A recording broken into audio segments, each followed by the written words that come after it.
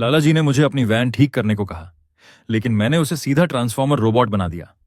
पड़ोस की कमला आंटी ने अपनी तिपहिया गाड़ी में नई बैटरी लगाने को कहा, तो मैंने उल्टा उसमें न्यूक्लियर पावर डिवाइस लगा दिया, जिससे पूरी गली के बाइक चलाने वाले लड़के रोने लग गए। वजह बस इतनी थी कि मेरे पास एक अजेय मॉडिफिकेशन सिस्टम था। जो भी गाड़ी मेरे हाथ से गुजरती, वो बिना किसी अपवाद के दुनिया की सबसे जबरदस्त गाड़ी बन जाती। मैं तो चुपचाप अपना काम करके आगे बढ़ना चाहता था, लेकिन किस्मत को कुछ और ही मंजूर था। मैंने पड़ोस के शर्मा अंकल की दुर्घटनाग्रस्त बाइक ठीक की और उसने जाकर 100 टन वजन वाली चीज को उड़ा दिया। एक ही रात में मेरी दुकान के बाहर लंबी लाइन लग गई। यहां तक कि कृषि अनुसंधान संस्थान वाले भी मेरे पास आ गए और पूछने लगे कि क्या मैं उनके खास विमान को भी ठीक कर सकता हूं।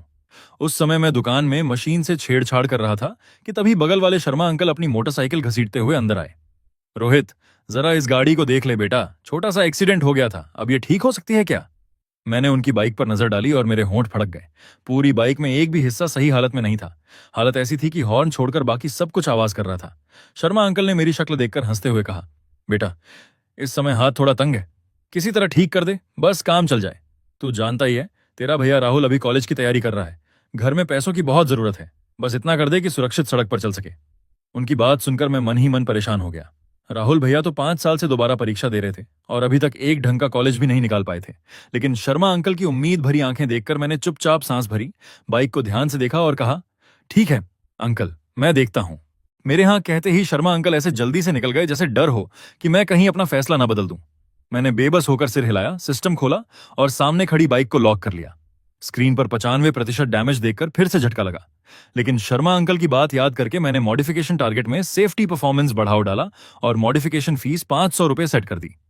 कुछ ही देर में सिस्टम ने प्लान तैयार कर दिया और मैं बिना देर किए औजार उठाकर काम में जुट गया। 7 घंटे बाद जब मैंने सामने खड़ी बिल्कुल नई जैसी दिखने वाली बाइक को देखा तो दिल गर्व से भर गया। पूरी बॉडी खास मटेरियल से बनाई गई थी, जिसकी मजबूती चरम पर पहुंच चुकी थी। सबसे खास बात, इसमें मालिक के लिए एक सेफ्टी शील्ड सिस्टम लगाया गया था, जो सुरक्षा को पूरी तरह मैक्सिमम कर देता था। अगले दिन सुबह मैंने दुकान खोली ही थी कि शर्मा अंकल आ पहुंचे। मैंने बाहर खड़ी बाइक की तरफ इशारा करके कहा, अंकल, ये रही आपकी बाइक, कैसी लगी? शर्मा अंकल ने एक नजर डाली और वहीं के वहीं जड़ हो गए। कभी दाएं देखते, कभी बाएं, कभी ऊपर तो कभी नीचे। आखिर में उन्होंने चाबी निकालकर स्टार्ट किया, तब जाकर यकीन हुआ कि यह सच में उनकी ही बाइक है। रोहित, तेरे हाथों में तो जादू है, मेरी मान। तेरे पापा को यह दुकान बहुत पहले तुझे सौंप देनी चाहिए थी। मैं बस हंस दिया और बात टालते हुए उंगलियों से 8 का इशारा किया। अंकल, 800 रुपए ज्यादा तो नहीं है ना? शर्मा अंकल ने बाइक को देखा, फिर बिना किसी बहस के पैसे निकाल दिए और बाइक लेकर घर चले गए। उसी शाम उनका बेटा राहुल स्कूल से लौटा। आंगन में खड़ी चमचमाती बाइक देखते ही उसकी आंखें चमक उठीं। वाह, बूढ़े ने नई बाइक खरीद ली। वह घर के अंदर गया, चाबी ढूंढकर निकाली, बाइक स्टार्ट की और साथ ही मोबाइल पर लाइव स्ट्रीम भी शुरू कर दी। दोस्तों, आज मेरे पापा ने मेरे लिए नई बाइक ली है, चलो तुम सबको इसकी सैर कराता हूं। यह कहकर वह लाइव चालू रखते हुए सड़क पर निकल पड़ा। रास्ते में जो भी लोग उसकी लाइव स्ट्रीम पर आए, सब बाइक के शानदार लुक्स देखकर पूछने लगे कि यह कौन सा मॉडल है। राहुल लाइव में बढ़ती हुई ऑडियंस देखकर अंदर ही अंदर फूला नहीं समा रहा था। कुछ देर बाद उसने कैमरे की तरफ देखकर कहा, दोस्तों, अब मैं शहर के बाहर सुनसान रोड पर जा रहा हूं, वहां इसकी स्पीड दिखाऊंगा। इतना कहकर वह शहर के किनारे पहुंच गया और बाइक चलाते हुए लगातार अपने दर्शकों से बात करता रहा। तभी अचानक स्क्रीन पर एक के बाद एक चेतावनी वाले मैसेज आने लगे। भाई सावधान, आगे ट्रक है, जल्दी ब्रेक मारो। राहुल ने घबराकर सिर उठाया। सामने एक बड़ा ट्रक गलत दिशा से उसकी तरफ आ रहा था और दोनों के बीच मुश्किल से कुछ मीटर का फासला बचा था। डर के मारे उसका दिमाग सुन्न हो गया। वह ब्रेक दबाना चाहता था, लेकिन घबराहट में उसका पैर एक्सीलरेटर पर पड़ गया।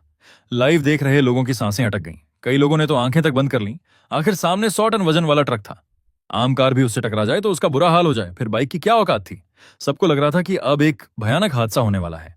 लेकिन अगले ही पल ऐसा नजारा सामने आया जिसकी किसी ने कल्पना तक नहीं की थी। कैमरे के एंगल से साफ दिखाई दिया कि ट्रक का बायां बम्पर चकनाचूर हो गया। पूरा ट्रक बुरी तरह डगमगा गया और आखिर में सीधे पलट गया। ट्रक में भरी पूरी रेत सड़क पर बिखर गई। अच्छी बात यह रही कि ड्राइवर फुर्ती दिखाकर समय रहते बाहर निकल आया। दूसरी तरफ राहुल की बाइक को देखो तो बस हल्का सा झटका लगा था। लाइव स्ट्रीम में मौजूद सभी लोग हैरान रह गए। किसी को अपनी आंखों पर यकीन नहीं हो रहा था। हे भगवान, ये क्या हुआ? 100 टन का ट्रक एक बाइक से पलट गया। अरे पहले ये बताओ कि राहुल कहां है? इतनी स्पीड पर तो अब तक उड़ गया होगा। कुछ लोग तो श्रद्धांजलि वाले मैसेज तक भेजने लगे। तभी राहुल को होश आया। टक्कर के वक्त उसे लगा था कि अब उसकी कहानी खत्म है, लेकिन उसी समय बाइक के मीटर के पास से कार के एयरबैग जैसा एक सिस्टम बाहर निकला था। उसने न सिर्फ टक्कर का झटका खत्म कर दिया, बल्कि राहुल को सीट पर मजबूती से पकड़ भी लिया था। राहुल ने गहरी सांस ली, सीना थपथपाया और मोबाइल की स्क्रीन देखी। कमेंट सेक्शन में लोग उसे श्रद्धांजलि दे रहे थे। उसके चेहरे पर काली लकीरें पड़ गईं। उसने तुरंत कैमरा अपनी तरफ घुमाया और बोला, दोस्तों, मैं मरा नहीं हूं, अभी भी जिंदा हूं। राहुल को अचानक सामने देखकर सभी लोग चौंक गए। भाई कहीं भूत तो नहीं? अभी तो मैंने तुझे रॉकेट गिफ्ट भेजा था, मेरे पास मत आना। भाई अगर जाने का टाइम आ गया हो तो अपनी आखिरी इच्छा बता दे। किसी को यकीन ही नहीं हो रहा था कि इतना बड़ा हादसा होने के बाद भी राहुल को खरोंच तक नहीं आई। राहुल ने सामने ट्रक ड्राइवर को बम्पर चेक करते देखा और फिर समझाने लगा, दोस्तों सच में जिंदा हूं, साइंस पर भरोसा रखो। काफी देर समझाने के बाद लोगों ने उसकी बात मान तो ली, लेकिन नया सवाल खड़ा हो गया। ठीक है, तू बच गया, लेकिन ट्रक पलट कैसे गया? और तुझे कुछ हुआ क्यों नहीं? राहुल खुद भी उलझन में था। सिर खुजलाते हुए बोला, शायद ये बाइक ही बहुत जबरदस्त है, इसके अलावा मेरे पास कोई जवाब नहीं है। इतना कहकर उसने बाइक की तरफ देखा और फिर पूरी तरह दंग रह गया। बाइक का अगला हिस्सा बिल्कुल सही सलामत था, यहां तक कि हेडलाइट पर भी एक खरोंच नहीं थी।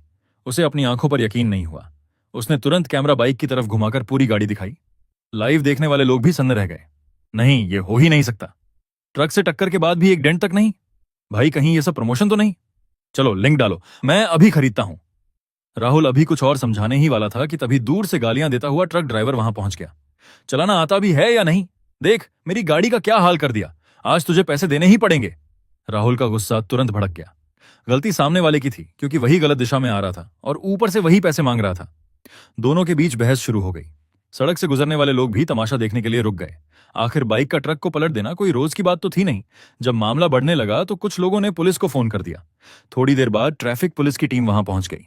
पुलिस पहुंचते ही ट्रक ड्राइवर दौड़कर उनके पास गया और पहले ही शिकायत शुरू कर दी। साहब, इस लड़के ने तेज रफ्तार में बाइक चलाकर मेरी गाड़ी में टक्कर मार दी। देखिए, मेरा बम्पर तक तोड़ दिया। मैं तो ट्रक चलाकर किसी तरह घर चलाता हूं, आप ही इंसाफ कीजिए। बोलते वक्त उसने ऐसा चेहरा बना लिया जैसे वही सबसे बड़ा पीड़ित हो। असल में टक्कर के ठीक पहले वह ट्रक को सही लेन में ले आया था और उस सड़क पर कोई सीसीटीवी कैमरा भी नहीं था। उसे लगा कि अगर दोष राहुल पर डाल दे तो कुछ नुकसान की भरपाई हो जाएगी। लेकिन ट्रैफिक इंस्पेक्टर विजय सिंह उसकी बात सुनकर ही उलझ गए। बाइक ट्रक को पलट दे, ये बात खुद में ही अजीब थी। उधर राहुल को लगा कि शायद पुलिस वाले ट्रक ड्राइवर की बात मान रहे हैं। उसने तुरंत मोबाइल उठाकर कहा, साहब गलती मेरी नहीं है, मेरे पास सबूत है। इतना कहकर उसने लाइव बंद किया और रिकॉर्डिंग का रिप्ले खोल दिया। विजय सिंह ने वीडियो देखा और खुद हैरान रह गए। सचमुच बाइक ने ट्रक को पलट दिया था। उन्होंने कई बार बाइक के चक्कर लगाए और हैरत से उसे देखते रहे। फिर ट्रक ड्राइवर की तरफ मुड़कर बोले, सोचा कैमरा नहीं है तो कुछ भी बोल दोगे? सड़क पर पड़े टायरों के निशान भी दिख रहे हैं, क्या तुम्हें लगता है हम सब अंधे हैं? ट्रक ड्राइवर चुपचाप सिर झुकाकर खड़ा रह गया। यह देखकर राहुल खुश होकर बोला, साहब तो अब मैं जा सकता हूं ना? अगर देर हो गई तो पापा बहुत मारेंगे। विजय सिंह ने मोबाइल वापस करते हुए कहा, गलती तुम्हारी नहीं थी, लेकिन बाइक चलाते हुए मोबाइल पर लाइव करना खतरनाक ड्राइविंग है। अपनी जान के साथ मजाक मत करो। इस बार किस्मत अच्छी थी, अगली बार ऐसा मत करना, 200 रुपए का चालान कटेगा। राहुल ने बेबस होकर सिर झुका लिया। सारी कार्रवाई पूरी करके जब वह घर पहुंचा तब रात हो चुकी थी और जैसा उसने सोचा था उसे अच्छी खासी डांट और मार पड़ी। इसी दौरान इंटरनेट पर बाइक ने 100 टन के ट्रक को पलटा नाम की खबर तेजी से वायरल हो गई, लेकिन ज्यादातर लोगों को इस पर यकीन नहीं हुआ। कोई कह रहा था कि वीडियो एडिट किया गया है, कोई कह रहा था कि ट्रक वैसे ही पलटने वाला था और बाइक बस उसी समय टकरा गई। कुछ लोग तो बचपन की बढ़ा चढ़ाकर कहानियां सुनाने लगे कि उन्होंने भी कभी साइकिल से ट्रक रोक दिया था या ट्रक को गिरा दिया था। धीरे धीरे पूरी चर्चा मजाक में बदल गई और ज्यादातर लोग इसे सिर्फ एक वायरल चुटकुला मानने लगे। लेकिन समुद्र के बीच बने एक निजी द्वीप पर बैठा एक अमीर लड़का इस खबर को बहुत ध्यान से देख रहा था। सुनहरे कपड़े और सोने जैसे चमकते जूते पहने उस युवक की आंखें चमक उठीं। उसने अपने मैनेजर से कहा, पता लगाओ ये बाइक कहां से मॉडिफाई हुई है, मुझे अभी चाहिए। दूसरी तरफ मुझे इंटरनेट पर चल रही इन बातों का बिल्कुल पता नहीं था। मैं अपनी खाली पड़ी दुकान में बैठा ऊब रहा था। सोचा था कि लाला जी के बाहर रहने के दौरान कुछ अच्छी कमाई कर लूंगा, लेकिन 2 दिन में सिर्फ शर्मा अंकल वाला एक ही काम मिला था। मैं सोच ही रहा था कि अचानक दुकान के बाहर एक चमचमाती गाड़ी आकर रुकी। उसमें से सुनहरे कपड़ों में एक लड़का उतरा। उसने दुकान में कदम रखा और चारों तरफ ऐसे देखने लगा जैसे यहां आने का उसे अफसोस हो। फिर मेरी तरफ देखकर बोला, तुम रोहित हो ना? मेरा नाम कुबेर है, तुम मुझे कुबेर साहब कह सकते हो। सुना है राहुल की बाइक तुमने मॉडिफाई की थी, मेरे पास भी एक बाइक है, उसे बदलवाना है। मैंने ग्राहक देखकर तुरंत मुस्कुराते हुए उसका स्वागत किया। कुबेर साहब आप बस बताइए क्या चाहिए, मैं हर तरह की गाड़ी मॉडिफाई कर सकता हूं। कुबेर साहब ने संतुष्ट होकर हल्की मुस्कान दी और बाहर की तरफ इशारा किया। तुरंत 2 बॉडीगार्ड एक बाइक धकेलते हुए अंदर लेकर आए। बाइक देखते ही मेरी आंखें चमक उठीं। ये एक रेसिंग ग्रेड सुपर बाइक थी। साफ लग रहा था कि वो बाइक ठीक करवाने नहीं, अपनी दौलत दिखाने आए थे। मेरी हैरानी देखकर कुबेर साहब मुस्कुराए और बोले, मैं तुम्हें 1 लाख रुपए एडवांस देता हूं। मेरी सिर्फ एक ही शर्त है, स्पीड जितनी बढ़ा सको उतनी बढ़ाओ। अगर रिजल्ट पसंद आया तो ऊपर से और पैसे भी दूंगा।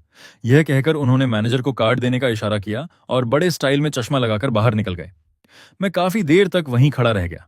1 लाख रुपए एडवांस? क्या अमीर लोग ऐसे ही पैसे उड़ाते हैं? तभी उनके मैनेजर ने मुस्कुराते हुए कार्ड मेरी तरफ बढ़ाया और बोला, रोहित जी, मैंने साहब को इतने खुश बहुत कम देखा है, बस बाइक ऐसी बनाइए कि वो निराश ना हो।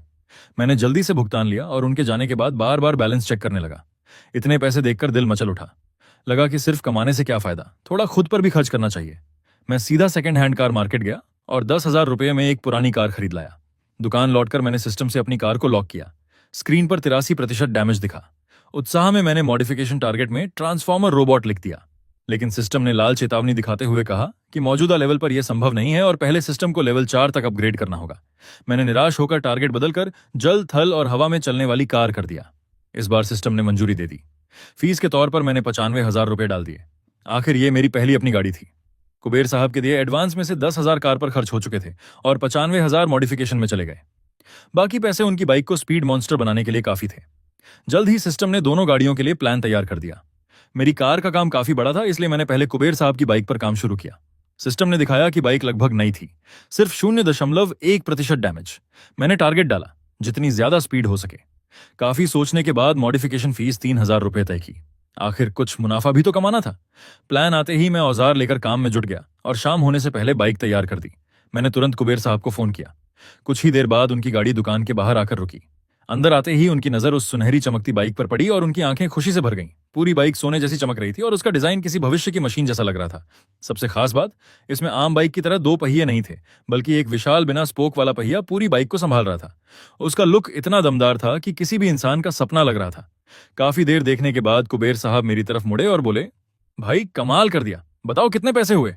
मैंने झिझकते हुए कहा, 2 लाख रुपए। सच कहूं तो मुझे खुद भरोसा नहीं था, क्योंकि खर्च तो सिर्फ 3,000 ही हुए थे। लेकिन कुबेर साहब ने बिना एक पल गंवाए कहा, ठीक है, कार्ड स्वाइप करो। मुझे तुरंत एहसास हुआ कि मैंने शायद कम पैसे मांगे हैं। फिर भी मैंने उन्हें याद दिलाया, साहब एक बार बाइक चलाकर देख तो लीजिए। उन्होंने हाथ हिलाते हुए कहा, मुझे तुम पर भरोसा है। फिर वही स्टाइलिश मुस्कान दी, चश्मा लगाया और चले गए। बाइक अपने निजी द्वीप पर पहुंचते ही उन्होंने उसे टेस्ट ट्रैक पर उतार दिया। स्पीड तेजी से बढ़ने लगी। 232, 283, 320, फिर 374, 455, 520 और लगातार ऊपर जाती रही। कुबेर साहब की सांसें तेज हो गईं। ऐसा रोमांच उन्होंने पहले कभी महसूस नहीं किया था। लेकिन स्पीड बढ़ती ही गई। 620, 758, 881, 1200। अब उन्हें डर लगने लगा। दोनों तरफ का नजारा धुंधला होकर मुड़ता सा दिख रहा था, जैसे वो किसी दूसरी दुनिया में प्रवेश कर रहे हों। बाइक नहीं, मानो जमीन से कुछ इंच ऊपर उड़ने वाला भविष्य का विमान हो। उनके लोग दूर खड़े देखते रहे, लेकिन कुछ ही सेकंड में बाइक इतनी तेज हो गई कि उनकी नजरों से गायब हो गई। उधर मैं अपनी कार पर काम में जुटा हुआ था। मैंने सोचा कि इसे सड़क पर भी चलाना है, इसलिए सिस्टम द्वारा सुझाया गया चमकदार बाहरी डिजाइन हटा दिया और सिर्फ अंदरूनी बदलाव किए। लगभग पूरा दिन और रात लगाकर आखिरकार कार तैयार हो गई। बाहर से वो पहले जैसी साधारण दिखती थी, लेकिन अंदर से पूरी तरह बदल चुकी थी। अब सवाल था, उसका नाम क्या रखा जाए। काफी सोचने के बाद मैंने उसकी काली बॉडी देखकर फैसला किया, इसका नाम छोटू होगा। मुझे नाम एकदम सही लगा। मैं ड्राइवर सीट पर बैठा, फिंगरप्रिंट स्कैन किया और स्क्रीन पर पासवर्ड डाला। तुरंत एक इलेक्ट्रॉनिक आवाज गूंजी, पहचान सत्यापित, मालिक मोड सक्रिय। मालिक मोड में कार की सारी खास सुविधाएं खुल जाती थीं, जबकि बाकी लोगों के लिए वो एक साधारण फैमिली कार रहती। मैं कार लेकर एक सुनसान समुद्र तट पर पहुंचा और पानी में चलने वाला फीचर टेस्ट करने लगा। कार बिना किसी परेशानी के समुद्र की सतह पर चलने लगी, फिर गहरे पानी में उतर गई। खिड़की के बाहर फैला समुद्री संसार देखकर मुझे एक अजीब सा सुकून महसूस हुआ। तभी कार के अंदर चेतावनी बज उठी, ऑक्सीजन स्तर कम है, कृपया सतह पर लौटें। मॉडिफिकेशन पूरा होने के बाद अभी मैं ऑक्सीजन सिस्टम नहीं लगा पाया था, इसलिए मजबूर होकर वापस ऊपर आ गया। अब बारी थी उड़ान की। मैंने कहा, छोटू फ्लाइट मोड ऑन। मेरी आवाज सुनते ही कार के दोनों तरफ पंख निकल आए और पीछे से नीली आग जैसी रोशनी निकलने लगी। अगले ही पल जोरदार आवाज के साथ कार जमीन से ऊपर उठ गई। मैं खिड़की के बाहर फैले समुद्र को देखते हुए रोमांच से भर गया और आसमान में आजादी से उड़ने लगा। उसी समय एक सैन्य बेस में रडार अलार्म जोर जोर से बजने लगा। पूरा बेस तनाव में आ गया। मेजर वर्मा और कर्नल चौहान रडार स्क्रीन को घूरते हुए बोले, फौरन रक्षा अनुसंधान केंद्र और बाकी रिसर्च संस्थानों से संपर्क करो। पूछो क्या उन्होंने बिना सूचना दिए कोई नया उपकरण टेस्ट के लिए उड़ाया है। एक जवान ने सभी जगह संपर्क करने के बाद गंभीर चेहरे से जवाब दिया, सर पुष्टि हो गई है, किसी भी संस्थान में कोई टेस्ट फ्लाइट नहीं चल रही। यह सुनते ही सबके चेहरे बदल गए। तो क्या दुश्मन देश का कोई ड्रोन हमारे इलाके की जासूसी कर रहा है? एक जवान ने पूछा। सर क्या इसे गिरा दें? कर्नल चौहान ने समुद्र के ऊपर मंडरा रही उस अज्ञात उड़न वस्तु को कुछ पल देखा और आदेश दिया, अभी नहीं, पहले जांच के लिए ड्रोन भेजो, पता करो आखिर ये चीज है क्या। साथ ही मिसाइल सिस्टम तैयार रखो, अगर यह शहर की तरफ बढ़ने लगे तो तुरंत मार गिराया जाएगा। दूसरी तरफ मैं समय देखकर धीरे धीरे नीचे उतर आया और समुद्र की सतह पर पहुंचकर एक बटन दबाया। छोटू फिर से काली कार के रूप में बदल गई और मैं उसे सड़क पर लेकर निकल पड़ा। जब तक सेना का ड्रोन वहां पहुंचा, आसमान पूरी तरह खाली था। रडार अलर्ट भी बंद हो चुका था। दूर सिर्फ एक काली कार सड़क पर घूमती नजर आई। करीब 1 घंटे बाद मैं दुकान वापस पहुंचा। छोटू के प्रदर्शन से मैं काफी खुश था, लेकिन एक बड़ी समस्या थी। उसका ईंधन खर्च बहुत ज्यादा था। मौजूदा पेट्रोल की कीमतों में उसे चलाना मुश्किल था। तभी अचानक मेरे दिमाग में एक आइडिया आया। अगर मैं इसमें एक छोटा न्यूक्लियर पावर यूनिट लगा दूं तो ईंधन की चिंता हमेशा के लिए खत्म हो जाएगी। लेकिन सिस्टम ने फिर से साफ मना कर दिया। लेवल अभी भी कम था। मैं निराश होकर सोच ही रहा था कि कब सिस्टम का लेवल बढ़ेगा, तभी दुकान में एक युवक दाखिल हुआ। मैंने ऊपर देखा तो वह मेरा चचेरा भाई अजय था। अरे भैया, आप यहाँ? अजय ने मुस्कुराकर एक शादी का कार्ड मेरी तरफ बढ़ाया। रोहित, मेरी और प्रिया की शादी होने वाली है। प्रिया का नाम सुनते ही मेरा चेहरा अजीब हो गया। मैंने कहा, वही प्रिया जो हमेशा कहती थी कि वो आपको सिर्फ दोस्त मानती है, अब शादी के लिए कैसे मान गई? मेरी बात सुनकर अजय तुरंत गंभीर हो गया। रोहित, मैं उसके बारे में कुछ गलत नहीं सुनूंगा। वो मुझसे प्यार करती है, नहीं तो किसी और को क्यों घुमाती? मैंने मजबूरी में सिर हिलाया। दूसरे की जिंदगी थी, ज्यादा कुछ कहना बेकार था। अजय ने एक लंबी सांस ली और बोला, असल में मैं तुमसे मदद मांगने आया हूं। प्रिया ने शादी के लिए हाँ तो कर दी है, लेकिन उसकी शर्त है कि शादी की गाड़ी लैम्बोर्गिनी होनी चाहिए। मैंने बहुत जगह कोशिश की, लेकिन कहीं नहीं मिली। तुम्हारे घर का तो सालों से गैराज है, सोचा शायद तुम्हारे पास कोई जुगाड़ हो। रोहित, मेरी मदद कर दो। उसकी बात सुनकर मैं पूरी तरह हैरान रह गया। भैया, हमारे घर की हालत आप जानते हैं, हम लैम्बोर्गिनी कहां से लाएंगे? ये मांग थोड़ी ज्यादा नहीं है? लेकिन अजय ने तुरंत सिर हिलाया। नहीं नहीं, उसकी कोई गलती नहीं है। उसे लैम्बोर्गिनी बहुत पसंद है। उसने मुझसे खरीदने को भी नहीं कहा, सिर्फ शादी में एक दिन के लिए मांगी है। गलती मेरी है कि मैं उसका सपना पूरा नहीं कर पा रहा। रोहित, भाई समझकर मदद कर दे। उसे इतनी बेबसी में देखकर मेरा दिल पिघल गया। मैंने कहा, भैया मेरे पास ऐसी कोई पहचान नहीं है, लेकिन अगर आप चाहें तो अपनी कार छोड़ जाइए। मैं उसे लैम्बोर्गिनी जैसा बनाने की कोशिश करता हूं। अजय ने कुछ देर सोचा। 2 दिन भागदौड़ करने के बाद भी उसे कोई रास्ता नहीं मिला था, इसलिए आखिर उसने हामी भर दी। ठीक है रोहित, मेरी खुशियां अब तेरे भरोसे हैं। यह कहकर वह अपनी पुरानी कार गैराज में छोड़ गया और अपने बाकी कामों में लग गया। मैं कार को देखता रहा और मन ही मन बोला, क्या मुसीबत है। प्यार में इंसान क्या क्या नहीं करता, लेकिन सिर्फ बाहरी डिजाइन बदलने से न तो मजा आता और न ही सिस्टम का लेवल बढ़ता। इसलिए मैंने तय किया कि कार को पूरी तरह अपग्रेड करूंगा। देखते ही देखते शादी का दिन आ गया। बाहर ढोल नगाड़ों और सजावट का माहौल था, लेकिन अजय बार बार फोन देखकर परेशान हो रहा था। रोहित अभी तक क्यों नहीं पहुंचा? उसके माता पिता भी चिढ़ गए। अब बस भी करो, चलो लड़की वालों के घर। क्या शादी सिर्फ कार की वजह से टूट जाएगी? आखिर सब लोग बारात लेकर निकल पड़े। सबसे आगे एक मर्सिडीज चल रही थी, जो पूरे काफिले की सबसे महंगी कार थी। उधर प्रिया खिड़की से बाहर देख रही थी। जैसे ही उसने बारात की गाड़ियों को देखा, उसका चेहरा उतर गया। अजय के ऊपर आने का इंतजार किए बिना वह गुस्से में नीचे भागी और आते ही चिल्लाने लगी, अजय, तुमने मुझसे क्या वादा किया था? लैम्बोर्गिनी कहां है? क्या तुम्हें मेरी कोई परवाह नहीं? अजय ने जल्दी से उसका हाथ पकड़कर समझाने की कोशिश की। प्रिया, मैंने बहुत कोशिश की, लेकिन कहीं भी लैम्बोर्गिनी नहीं मिली। गाड़ी कैसी है इससे क्या फर्क पड़ता है, हमारा प्यार ज्यादा जरूरी है। लेकिन प्रिया और भड़क गई। तुम इतनी सी बात भी नहीं कर सके, इसका मतलब तुम मुझसे प्यार ही नहीं करते। मैं ये शादी नहीं करूंगी। इतना कहकर वह वापस ऊपर चली गई और दरवाजा बंद कर लिया। आसपास खड़े रिश्तेदारों का गुस्सा फूट पड़ा। अजय, इसे इतना सिर पर मत चढ़ाओ। ये शादी कर रही है या गाड़ी से प्यार कर रही है? ये तो साफ साफ पैसों के पीछे भाग रही है। लेकिन अजय ने सबको रोक दिया। बस कीजिए, प्रिया बहुत अच्छी लड़की है, गलती मेरी है, मैंने उसे निराश किया है। सब लोग सिर पकड़कर रह गए। तभी दूर से एक गहरी इंजन की आवाज सुनाई दी। एक शानदार लैम्बोर्गिनी जैसी स्पोर्ट्स कार धीरे धीरे आती हुई सबके सामने आकर रुकी। वहां मौजूद हर शख्स की नजर उसी पर टिक गई। मैं जल्दी से कार से उतरा और अजय के पास पहुंचा। भैया माफ करना, थोड़ी देर हो गई। अजय की आंखें खुशी से भर गईं। देर नहीं हुई, तू बिल्कुल सही समय पर आया है। फिर उसने ऊपर की तरफ देखकर जोर से आवाज लगाई, प्रिया जल्दी नीचे आओ। ऊपर कमरे में बैठी प्रिया ने जैसे ही आवाज सुनी, उसने खिड़की से नीचे झांका और सामने वही शानदार लैम्बोर्गिनी देख ली जिसका वह सपना देखती थी। वह तुरंत सीढ़ियां उतरकर नीचे आई और दरवाजा खोलते हुए बोली, अजय, तुम जानते हो मैं गाड़ी के लिए जिद नहीं कर रही थी। मुझे बस ये यकीन चाहिए था कि तुम मेरी परवाह करते हो। अब तुम्हारी मेहनत देखकर मैं खुश हूं। यह सुनकर अजय की आंखें भर आईं। मैं एक तरफ खड़ा सब देख रहा था और मन ही मन सोच रहा था कि सच में अजय भैया का मुकाबला करना आसान नहीं था। शादी निपटाकर मैं सीधे अपनी दुकान वापस आ गया। सबसे बड़ी खुशी यह थी कि अजय की कार को मॉडिफाई करने के बाद सिस्टम का लेवल 4 हो चुका था। अब आखिरकार मैं मिनी न्यूक्लियर पावर यूनिट बना सकता था। अगले कई दिनों तक मैं पूरी तरह उसी काम में जुटा रहा।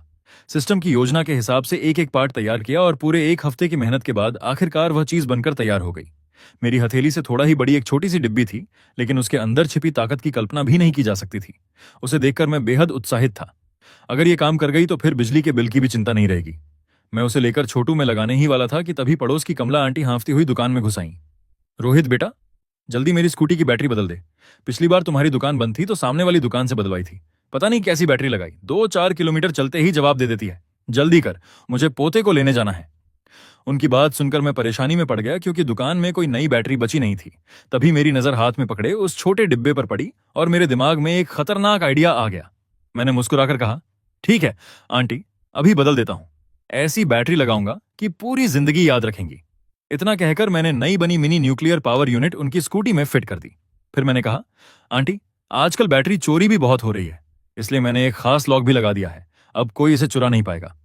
आखिर ये कोई साधारण बैटरी नहीं थी। अगर कोई चोर इसे उठा ले जाता तो बहुत बड़ी मुसीबत हो सकती थी। कमला आंटी खुश होकर पैसे देकर निकल गईं। रास्ते में उन्होंने देखा कि स्कूटी की बैटरी इंडिकेटर की सुई लगभग हिल ही नहीं रही थी। उन्हें लगा कि नई बैटरी बहुत अच्छी निकली है, लेकिन उन्हें क्या पता था कि अब उनकी स्कूटी की बैटरी तब तक खत्म नहीं होगी जब तक पूरी स्कूटी कबाड़ न बन जाए। थोड़ी देर बाद वे अपने पोते चिंटू को लेकर लौट रही थीं। रास्ते में रोज की तरह सब्जी लेने एक दुकान पर रुक गईं। चिंटू को स्कूटी पर बैठाकर वे अंदर चली गईं, लेकिन जब बाहर आईं तो उनके होश उड़ गए। एक आदमी चिंटू को उठाकर पास खड़ी कार की पिछली सीट में डाल रहा था। कमला आंटी चीख पड़ी, मेरे पोते को छोड़ो! लेकिन तब तक कार स्टार्ट हो चुकी थी। उन्होंने बिना एक पल गंवाए स्कूटी घुमाई और उसके पीछे दौड़ पड़ी। कार के अंदर पीछे बैठा आदमी चिंटू को पकड़े हुए ड्राइवर से बोला, जल्दी कर, इससे पीछा छुड़ाना होगा। दोनों बच्चों का अपहरण करने वाले अपराधी थे। वे कई दिनों से कमला आंटी पर नजर रखे हुए थे। उन्हें लगा था कि आज भी सब पहले जैसा होगा, लेकिन आज आंटी जल्दी बाहर आ गईं। ड्राइवर ने रियर व्यू मिरर में देखा और हंसते हुए कहा, चिंता मत कर, एक स्कूटी हमारा क्या बिगाड़ लेगी। इतना कहकर उसने एक्सीलरेटर और दबा दिया। कार तेजी से आगे निकल गई, लेकिन कमला आंटी ने भी स्कूटी की रफ्तार बढ़ा दी। कुछ ही देर में उन्हें एहसास हुआ कि उनकी स्कूटी एक के बाद एक कारों को पीछे छोड़ रही है। कार में बैठे दोनों अपराधी घबरा गए। ड्राइवर चिल्लाया, यह कैसे हो सकता है? मैं 100 की स्पीड पर हूं, फिर भी ये पीछे लगी हुई है। पीछे बैठा आदमी बोला, घबराओ मत, स्कूटी है, थोड़ी देर में बैटरी खत्म हो जाएगी। लेकिन कई किलोमीटर निकल जाने के बाद भी स्कूटी का जोश कम नहीं हुआ। दूसरी तरफ कमला आंटी को भी अजीब लग रहा था, लेकिन उन्हें अब सिर्फ अपने पोते की चिंता थी। पीछा करते करते वे शहर के बाहर जंगल वाले इलाके तक पहुंच गईं। अब कार में बैठे दोनों आदमी बुरी तरह डर चुके थे। तभी ड्राइवर ने मीटर पर नजर डाली और उसके चेहरे का रंग उड़ गया। बुरा फंस गए, पेट्रोल खत्म होने वाला है। दोनों को यकीन नहीं हो रहा था। उनकी आधी टंकी खाली हो चुकी थी और पीछे स्कूटी अभी भी दौड़ रही थी। आखिर उन्होंने कार सड़क किनारे रोक दी। दोनों नीचे उतरे और गुस्से में बोले, इतना पीछा करने की क्या जरूरत थी? अगर अभी चली जाओ तो शायद तुम्हें छोड़ दें। ये कहते हुए उन्होंने चाकू भी निकाल लिया, लेकिन कमला आंटी जरा भी नहीं डरी। उन्होंने स्कूटी खड़ी की, बाजू ऊपर चढ़ाई और सीधा उनकी तरफ बढ़ गईं। एक अपराधी चाकू लेकर झपटा, लेकिन आंटी ने फुर्ती से उसका हाथ मोड़कर चाकू छीन लिया और उसे कंधे के ऊपर से उठाकर जोर से जमीन पर पटक दिया। वह वहीं बेहोश हो गया। दूसरा आदमी यह देखकर सन्न रह गया। उसने भागने की सोची, लेकिन कमला आंटी ने उसे भी गर्दन से पकड़कर जमीन पर गिरा दिया। फिर धूल झाड़ते हुए बोली, जब मैं कुश्ती के मुकाबले जीतती थी तब तुम लोग ठीक से चलना भी नहीं सीखे थे। इसके बाद उन्होंने कार का दरवाजा खोला, रोते हुए चिंटू को गोद में उठाया और पुलिस को फोन कर दिया। कुछ देर बाद पुलिस पहुंची तो दोनों अपराधी सूजे हुए चेहरे लेकर सड़क किनारे बैठे कराह रहे थे। कमला आंटी ने शर्माते हुए कहा, माफ कीजिएगा, बार बार भागने की कोशिश कर रहे थे, इसलिए हाथ थोड़ा भारी पड़ गया। पुलिस वाले जब यह सुनकर हैरान हुए कि उन्होंने स्कूटी से 200 किलोमीटर से ज्यादा पीछा किया है तो उनकी आंखें फटी की फटी रह गईं। खुद कमला आंटी को भी विश्वास नहीं हो रहा था कि वे इतनी दूर तक आ गई थीं। सारी कार्रवाई खत्म होते होते रात हो गई।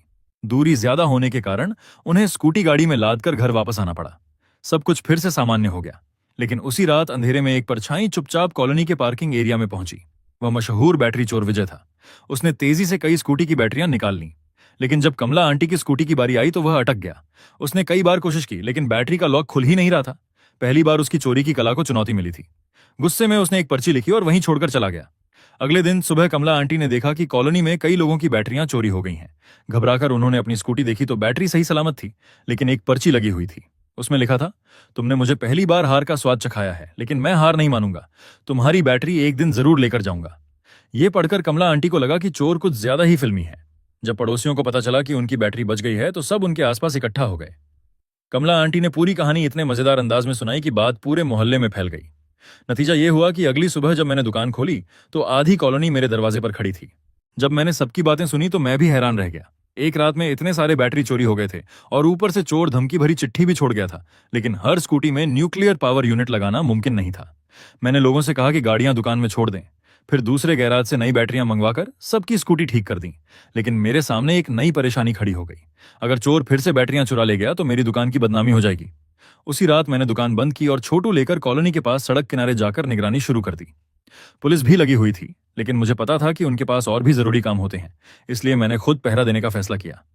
कई दिन बीत गए, लेकिन चोर दिखाई नहीं दिया। धीरे धीरे पुलिस भी हट गई और सिर्फ कॉलोनी वाले ही निगरानी करने लगे। एक रात मैं कार में ऊँघ रहा था कि अचानक एक संदिग्ध आदमी बैग लेकर पार्किंग में घुसा। उसे देखते ही छिपे हुए लोग बाहर निकल आए। पकड़ो, यही चोर है। चारों तरफ से लोग उसे घेरने लगे, लेकिन वह कोई साधारण चोर नहीं था। पल भर में वह पार्किंग की छत पर चढ़ गया, फिर एक लंबी छलांग लगाकर दीवार पर पहुंच गया। जाते जाते पीछे मुड़कर बोला, अलविदा दोस्तों, फिर मिलेंगे। कॉलोनी वाले हैरान रह गए। किसी ने सोचा भी नहीं था कि बैटरी चोर इतना फुर्तीला होगा। वह तेजी से भागता हुआ कॉलोनी से बाहर निकल गया, लेकिन तभी उसके सामने एक अजीब नजारा आया। हवा में एक काली कार उड़ रही थी। पहले तो उसे लगा कि शायद आंखों का धोखा है, लेकिन ध्यान से देखने पर वह सचमुच पंखों वाली काली कार थी। वह एक पल को जड़ हो गया, फिर तुरंत दिशा बदलकर पास की झील की तरफ भागा। उसके बैग में छोटा ऑक्सीजन सिलेंडर था। उसने सोचा पानी के अंदर से भाग निकलेगा। उधर मैं भी परेशान था। मैं उसका पीछा तो कर सकता था, लेकिन पकड़ नहीं पा रहा था। तभी मैंने देखा कि वह ऑक्सीजन सिलेंडर निकालकर झील में कूद गया।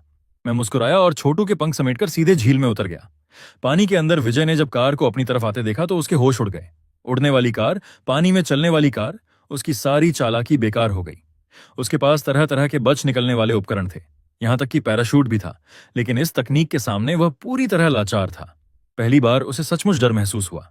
वह मन ही मन सोच रहा था, मैं तो बस बैटरी चुराता हूं, मेरे पीछे इतनी हाईटेक मशीन लगाने की क्या जरूरत थी।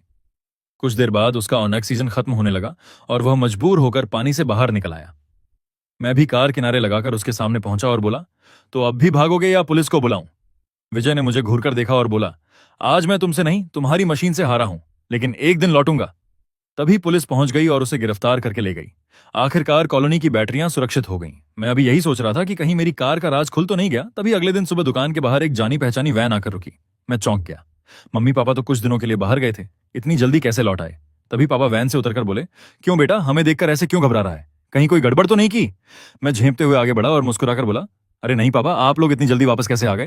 पापा बोले, बस देखने आ गए कि दुकान ठीक से संभाल रहा है या नहीं। तभी उनकी नजर दुकान के सामने खड़ी छोटू पर पड़ी। उन्होंने कार की बॉडी थपथपाई और बोले, ये ग्राहक की गाड़ी है क्या? अगर बड़ी दिक्कत हुई तो तुम्हारे बाप को बुला लेना। मुझे समझ आ गया कि अब सच छिपाना मुश्किल है। मैंने हंसते हुए कहा, पापा, आपके जाने के बाद एक बड़ा काम मिला था, उससे 30,000 रुपए कमाए, फिर 10,000 में ये पुरानी कार खरीद ली। पापा ने आश्चर्य से कहा, वाह बेटा, तुम लोगों को पैसे खर्च करने में देर नहीं लगती। मैं तो अपनी वैन 10 साल से चला रहा हूं। फिर उन्होंने हाथ बढ़ाकर कहा, चाबी दो, जरा मैं भी चलाकर देखूं। मैं थोड़ा हिचकिचाया। मालिक मोड़ बंद रहने पर छोटू बाहर से बिल्कुल साधारण कार थी, लेकिन मुझे डर था कि पापा कहीं इसे अपना ही ना मान लें। मेरी झिझक देखकर पापा का चेहरा उतर गया। क्यों? इतने साल पाल पोसकर बड़ा किया और अब अपनी कार भी नहीं चलाने देगा? मैंने तुरंत मुस्कुराकर चाबी उनके हाथ में रख दी। कुछ देर बाद वह कार चलाकर लौटे तो उनके चेहरे पर खुशी साफ दिख रही थी। रोहित, मानना पड़ेगा, कार बहुत बढ़िया है। मैंने अपनी जिंदगी में ऐसी आरामदायक कार नहीं चलाई। मैं बस सिर हिलाता रहा और बात टालने की कोशिश करता रहा।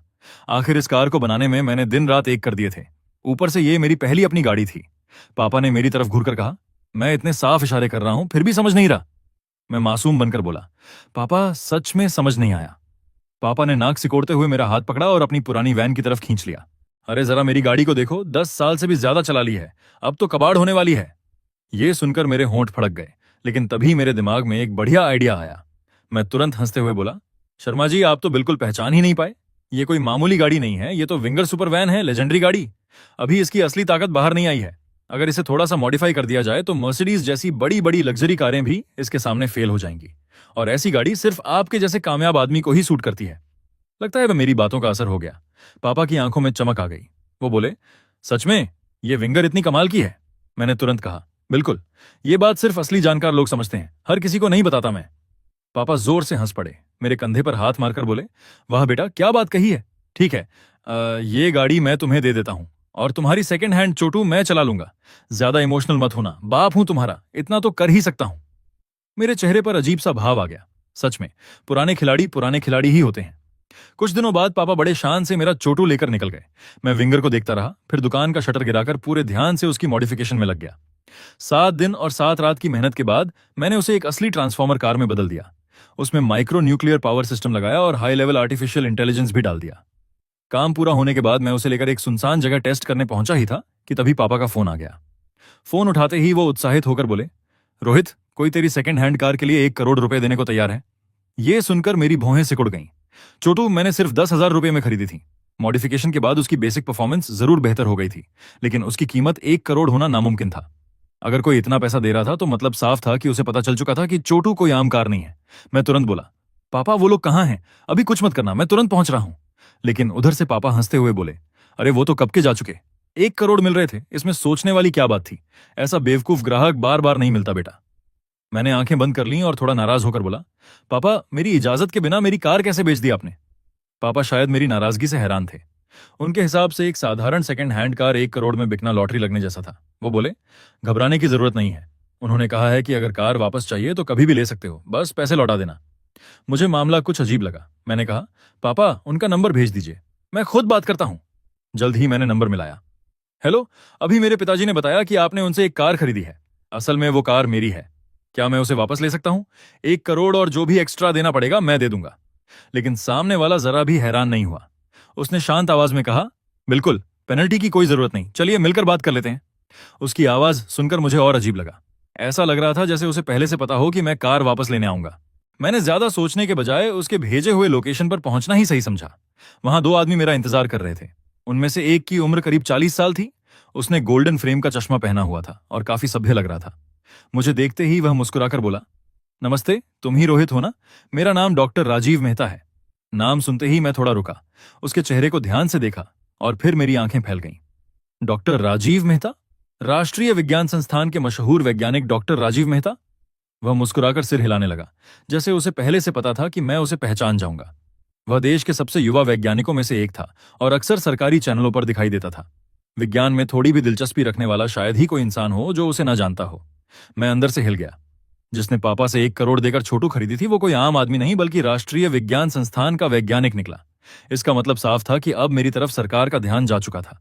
तभी उसके बगल में खड़े दूसरे आदमी ने कहा, पहले अपना परिचय दे देता हूं, मैं सेना से हूं, मेरा नाम कर्नल हरीश चौहान है। फिर उसने सीधे मेरी आंखों में देखते हुए पूछा, 13 दिन पहले समुद्र के ऊपर जो उड़ने वाला वाहन देखा गया था उसे क्या तुम चला रहे थे? ये सुनते ही मेरा दिल धक से रह गया। मैं भूल ही गया था कि सेना के पास रडार होते हैं। मेरी प्रतिक्रिया देखकर कर्नल हरीश सब समझ गया। उस दिन उन्होंने पूरे इलाके की तलाशी ली थी, लेकिन उन्हें सिर्फ समुद्र किनारे गाड़ी के टायरों के निशान मिले थे। पहले तो उन्हें विश्वास नहीं हुआ, लेकिन जांच आगे बढ़ाने पर पता चला कि वे निशान एक साधारण काली कार के थे। वे लगभग केस बंद करने वाले थे, लेकिन जिस रात विजय नाम का चोर पकड़ा गया था उसी रात उन्होंने अपनी आंखों से उस काली कार को उड़ते और पानी में उतरते देखा था। तब उन्हें यकीन हो गया कि वही रहस्यमयी उड़नयान था। पूरा सैन्य विभाग हैरान रह गया और उसी रात राष्ट्रीय विज्ञान संस्थान से संपर्क किया गया। कई दिनों तक उन्होंने कार की तकनीक समझने की कोशिश की, लेकिन कुछ हाथ नहीं लगा। आखिरकार कर्नल हरीश ने पापा से कार खरीद ली, लेकिन डॉक्टर राजीव मेहता जैसे वैज्ञानिक भी उसकी तकनीक नहीं समझ पाए। फिर कर्नल हरीश ने थोड़ा नरम होकर कहा, रोहित, घबराने की कोई जरूरत नहीं है। हम सिर्फ पुष्टि करना चाहते थे और यह भी जानना चाहते थे कि इस कार का असली निर्माता कौन है। मैंने राहत की सांस ली। सरकार का ध्यान इस कार पर जाना स्वाभाविक था, लेकिन इतनी जल्दी सब पता चल जाएगा इसकी उम्मीद नहीं थी। मैंने सीधे कहा, कार मैंने ही मॉडिफाई की है, इसमें कोई गैर कानूनी बात तो नहीं है? मेरा जवाब सुनकर दोनों ने गहरी सांस ली और मुझे और गंभीरता से देखने लगे। डॉक्टर राजीव मेहता की आंखों में चमक आ गई। रोहित, हमें इस कार में बहुत दिलचस्पी है। हमारे देश में भी पानी, जमीन और हवा में चलने वाली गाड़ियों पर काम हो रहा है, लेकिन तुम्हारी तकनीक कहीं ज्यादा एडवांस है सर। मैं राष्ट्रीय विज्ञान संस्थान की तरफ से तुम्हें सहयोग का प्रस्ताव देना चाहता हूं। क्या तुम तैयार हो? मैंने बिना एक पल गनवाए हामी भर दी। आखिर अपने देश को मजबूत बनाना हर भारतीय के लिए गर्व की बात होती है। इसके बाद मैं उन दोनों के साथ शहर के बाहर बने एक रिसर्च सेंटर पहुंचा। डॉक्टर राजीव मुझे एक कॉन्फ्रेंस रूम में ले गए, जहां कई बड़े वैज्ञानिक बैठे हुए थे। जैसे ही उन्होंने सबको बताया कि पानी, जमीन और हवा में चलने वाली कार बनाने वाला मैं हूं, कमरे में मौजूद सभी लोग हैरानी से मुझे देखने लगे।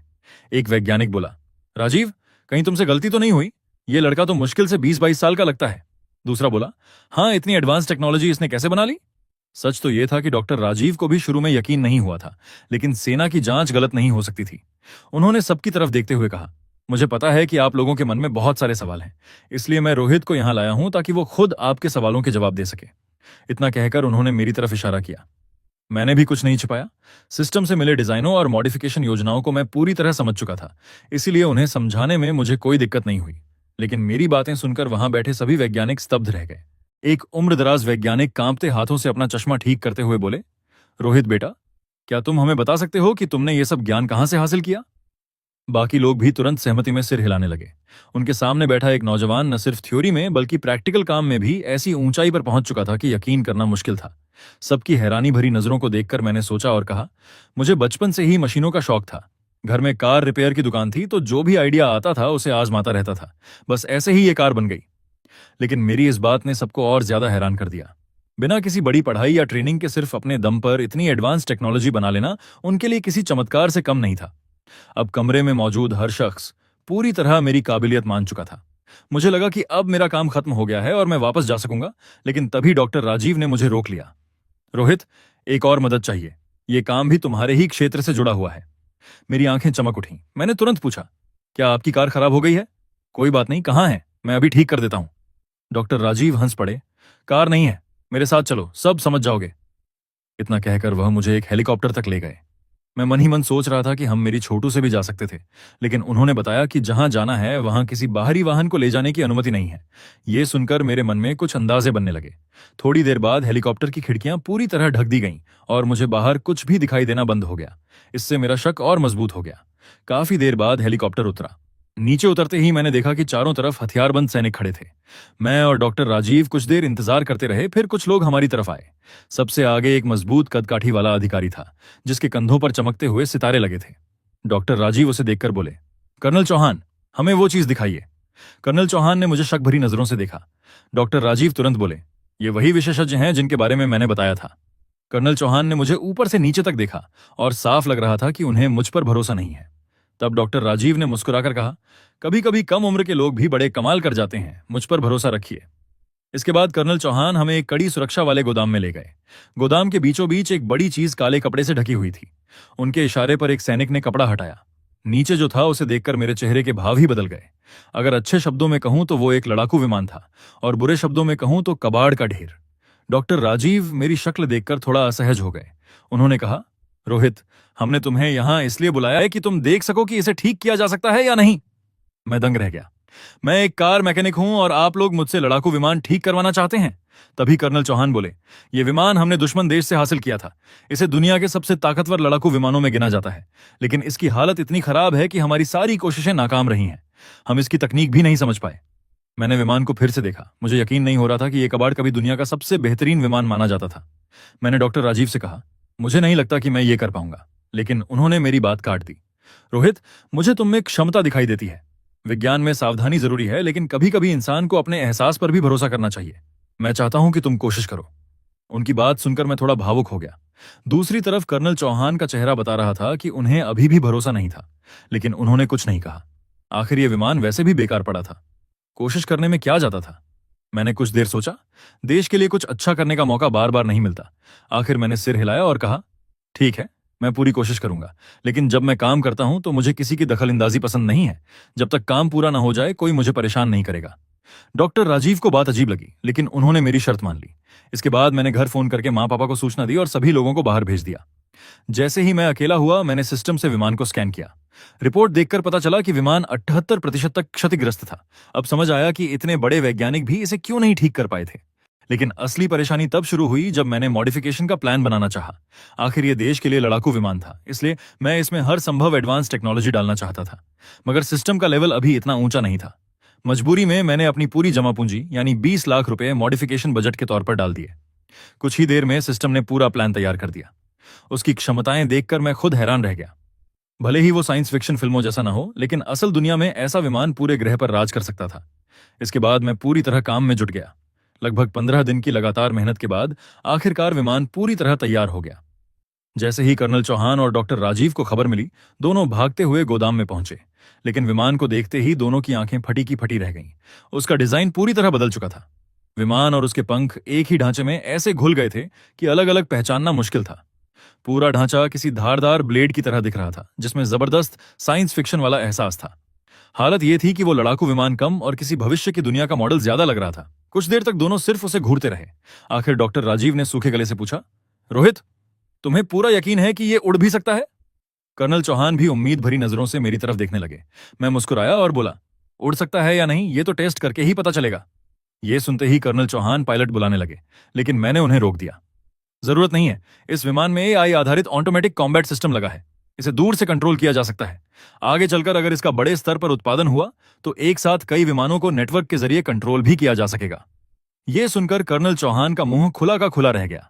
अगर ऐसा सच में हो गया तो हवाई युद्ध का पूरा तरीका बदल जाएगा और पायलटों की जान का खतरा लगभग खत्म हो जाएगा। इसी बीच मैं अपना लैपटॉप लेकर गोदाम के बाहर पहुंच गया। कुछ कमांड डालते ही अंदर खड़ा विमान खुद ब खुद स्टार्ट हुआ और धीरे धीरे बाहर निकल आया।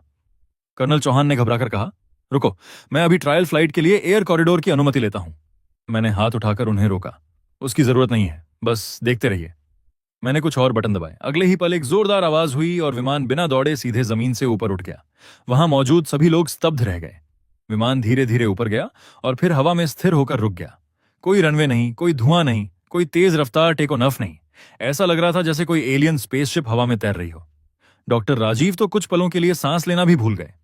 वर्टिकल टेक ऑफ और हवा में स्थिर रहने की क्षमता तो अभी तक सिर्फ अगली पीढ़ी के लड़ाकू विमानों की कल्पना में थी, जबकि यहां वो उनकी आंखों के सामने सच बन चुकी थी। कर्नल चौहान की छाती उत्साह से ऊपर नीचे होने लगी। इस तकनीक का मतलब था कि अब बड़े एयरबेस की जरूरत नहीं रहेगी। विमान कहीं से भी उड़ान भर सकता था, चाहे पहाड़ हो, जंगल हो या युद्ध क्षेत्र। भविष्य के युद्ध की पूरी रणनीति बदल सकती थी। उन्हें यकीन नहीं हो रहा था कि अपनी जिंदगी में वो ऐसा विमान देख पाएंगे। दुनिया के सबसे ताकतवर लड़ाकू विमान भी अब इसके सामने कुछ नहीं थे। लेकिन मैं उन दोनों की प्रतिक्रिया देखने के बजाय आगे के टेस्ट में जुटा हुआ था। मैंने विमान से एक के बाद एक मुश्किल हवाई करतब करवाने शुरू कर दिए। Cobra manoeuvre, leaf fall manoeuvre और न जाने कितनी जटिल हरकतें। ऐसा लग रहा था जैसे विमान आसमान में कोई बैले डांस कर रहा हो। वहां मौजूद हर व्यक्ति मंत्रमुग्ध होकर देख रहा था। लेकिन शो अभी खत्म नहीं हुआ था।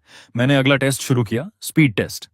अगले ही पल विमान बिजली की तरह आगे बढ़ा और देखते ही देखते सबकी नजरों से गायब हो गया। विमान आंखों से ओझल होते ही सब लोग होश में आए।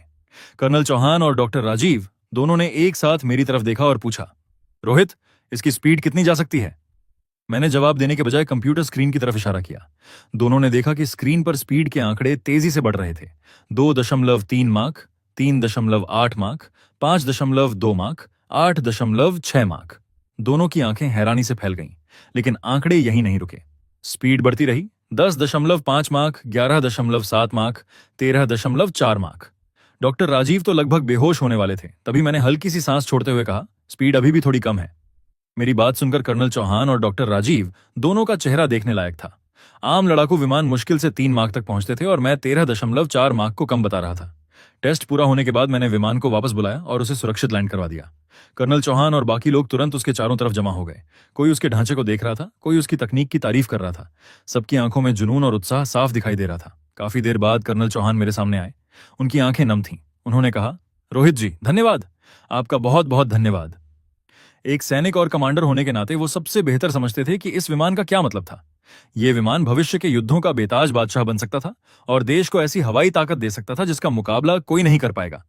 डॉक्टर राजीव भी बेहद उत्साहित थे। उन्होंने पूछा, रोहित, क्या तुम्हारी राष्ट्रीय विज्ञान संस्थान में शामिल होने में दिलचस्पी है? मैंने उनकी उम्मीद भरी नजरों की तरफ देखा और धीरे से सिर हिला दिया। धन्यवाद सर, लेकिन मैं उस तरह का इंसान नहीं हूं। वहां का माहौल मेरे लिए सही नहीं होगा। मेरे जवाब से डॉक्टर राजीव हैरान रह गए। राष्ट्रीय विज्ञान संस्थान में शामिल होना लाखों लोगों का सपना था। उन्होंने हार न मानते हुए फिर कहा, शायद तुम्हें अंदाजा नहीं है कि राष्ट्रीय विज्ञान संस्थान का क्या महत्व है। वहां तुम्हें हर तरह के संसाधन मिलेंगे और तुम्हारे विकास के लिए उससे बेहतर जगह नहीं हो सकती। मैं जानता था कि वो मेरी भलाई के लिए कह रहे थे, लेकिन मेरा फैसला नहीं बदला। मैंने मुस्कुराकर कहा, सर, मैं उसकी अहमियत अच्छी तरह जानता हूं। शायद इसी वजह से मुझे लगता है कि मैं वहां फिट नहीं बैठूंगा। मैं बस वही करना चाहता हूं जो मुझे पसंद है। इसलिए आपकी इस पेशकश के लिए धन्यवाद। डॉक्टर राजीव ने हल्की सी सांस छोड़ी। शायद उन्हें समझ आ गया था कि मेरा फैसला नहीं बदलेगा। आखिरकार असाधारण लोग अक्सर अपनी अलग राह चुनते हैं। मेरे जाने से पहले कर्नल चौहान ने मुझे एक विशेष सम्मान पदक दिया। ऐसा पदक सिर्फ उन्हीं लोगों को मिलता था जिन्होंने देश के लिए बड़ा योगदान दिया हो। मुझे उसकी असली अहमियत का अंदाजा नहीं था, लेकिन वहां मौजूद लोगों की नजरें देखकर समझ गया कि उसकी कीमत बहुत ज्यादा थी। इसके अलावा डॉक्टर राजीव ने मुझे एक कार्ड भी दिया। रोहित जी, ये विमान की मरम्मत और मॉडिफिकेशन की फीस है। लेकिन सच कहूं तो इस विमान ने हमारी सारी उम्मीदों को पीछे छोड़ दिया है। आगे चलकर इस विमान और 3-in-1 कार की तकनीक पर होने वाले सहयोग में आपको 30% हिस्सा भी मिलेगा। मैंने बिना झिझक वह प्रस्ताव स्वीकार कर लिया। तभी अचानक मुझे कुछ याद आया। मैंने डॉक्टर राजीव की तरफ देखते हुए कहा, वैसे सर, मेरे पास एक ट्रांसफॉर्मर कार भी है। क्या उसमें आपकी दिलचस्पी होगी? मेरी बात सुनते ही डॉक्टर राजीव पूरी तरह स्तब्ध रह गए। कुछ पल तक उनके मुंह से एक शब्द भी नहीं निकला। उनके मन में सिर्फ एक ही विचार घूम रहा था, ऐसी प्रतिभा, ऐसा हुनर सच में देश के लिए किसी अनमोल खजाने से कम नहीं था।